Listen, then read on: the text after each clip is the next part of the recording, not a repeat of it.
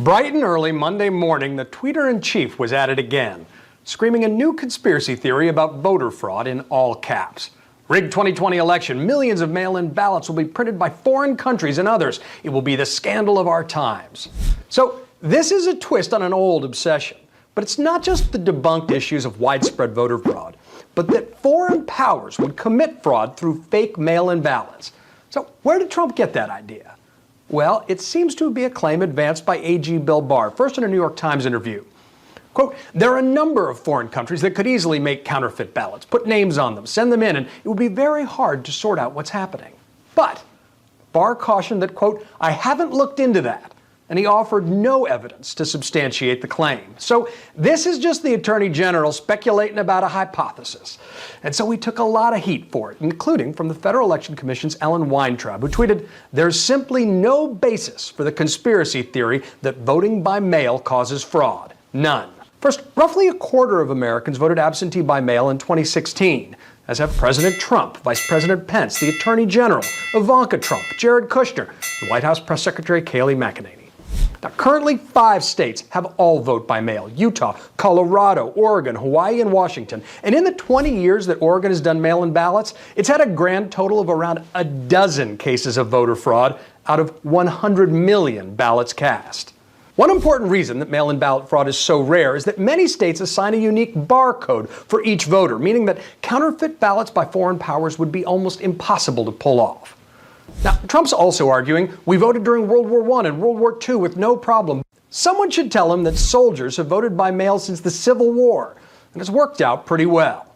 Now, finally, Trump is arguing that foreign powers will interfere in our elections on Democrats' behalf. This is classic deflect and project. We all know that Donald Trump didn't only expect to benefit from Russian interference in the 2016 election, as newly unredacted sections of the Mueller report show, or that he tried to withhold military aid until Ukraine announced an investigation into Joe Biden's family.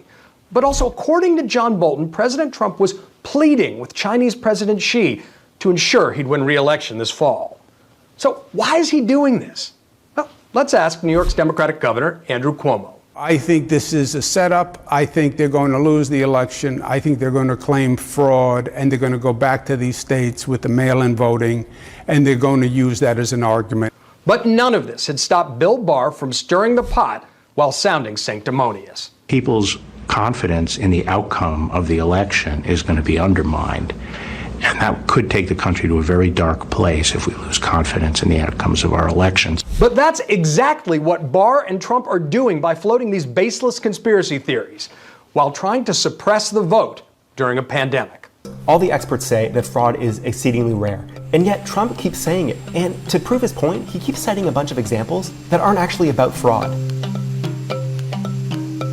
He went on Fox Business and talked about one of his favorite cases. In California, he claims there was massive fraud. If you look at California, we found over 1 million votes in Los Angeles, over 1 million. Judicial Watch did. People were over 100 years old and they were voting.